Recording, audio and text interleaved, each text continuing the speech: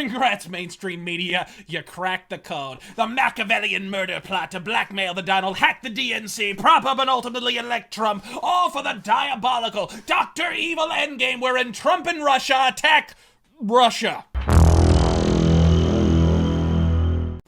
Well, it never fails. On any occasion that I've parted my yawning yap and proffered anything resembling a compliment to Donald Trump all 3 times, regular as a bran muffin addicted espresso fiend, I can predict the response verbatim. Well, what are you gonna say something bad about him? Are you just a slavering sycophant? Are you? Ha ha ha ha ha. Well, don't blame me, Turbo Sped. Blame the fuck with Fox McCloud bolted to his fucking skull for spending the greater part of the last 15 months playing the media and you like a fucking bassoon. Better yet, blame his avowed enemies in the government media complex for failing to frustrate his ambitions and invariably finding themselves befuddled and beshitted. But with Trump pulling a slick Willie Clinton maneuver, meaning he's lobbing tomahawks at Syria over a sarin gas attack video that's sketchier than an Ashley Wood illustration, a video that I'd hasten to add emerged not 24 but fucking hours after Trump expressed a desire to reverse Obama's odious policy of ousting the Assad regime absent evidence. You wanted an anti-Trump rant, motherfucker. Prepare for a fucking doozy. For all the dick-mongin dipshits alleging that I am, in fact, a Trump-tard. Radically original nomenclature, by the way. I can really see why Reddit is considered a veritable whirlpool of wit. I direct your attention to my initial video explaining the triumph of Trump.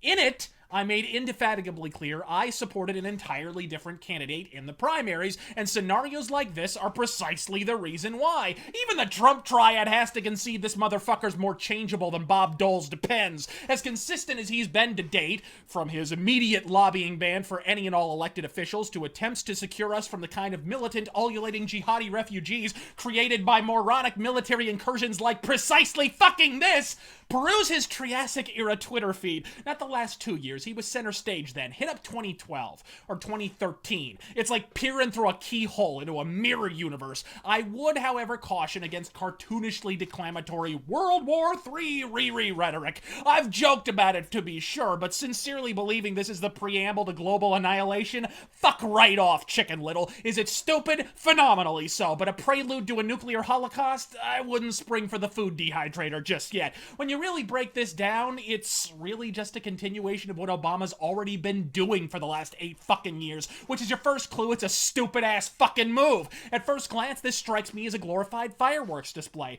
The intended targets largely inanimate objects, planes, warehouses, Melania's fucking face, and though this may change, as yet no casualties have been reported, unless of course you believe these supremely suspect Assad state media fucks, or Russia, who have a PhD in prevarication. While I ain't sipping the conspiratorial Kool-Aid, you'd be hard-pressed to endure the fawning praise of the formerly adversarial asshats in the Fourth Estate and see this as anything but a globalist fucking snow job. And before you write me off as Alex Jones in a biker jacket, hear me out.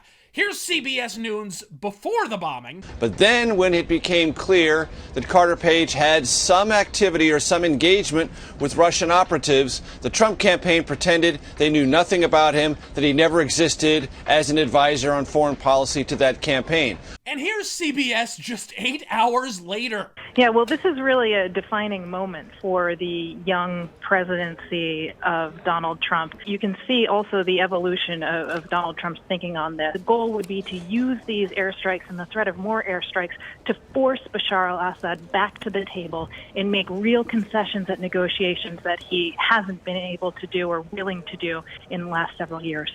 Wait, from defaming me at gunpoint to tongue in my asshole over an 8-hour period? What are you, Phil Spector?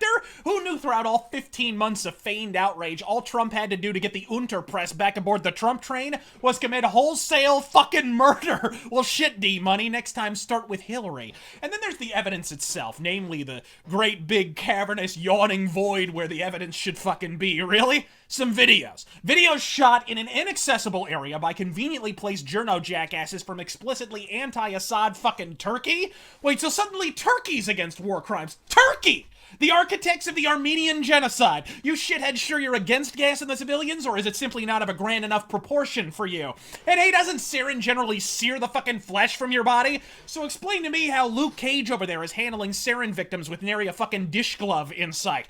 I've said from the outset that Syria seems engineered to divide the newly reunited right as a buttress against the utter implosion that's been quietly occurring within the DNC, folks, and I stand by that. You have to understand, This is their last card left to play. Tom Perez is shrieking like a fucking ring wraith at live events, and Pocahontas ain't far behind. But I will say this. I explicitly waited for several days to cut this rant in order to allow the dust and disinformation to clear and learn whether there might be a viable angle buried in what on the surface appears to be an unqualified betrayal of Trump's positions and platform.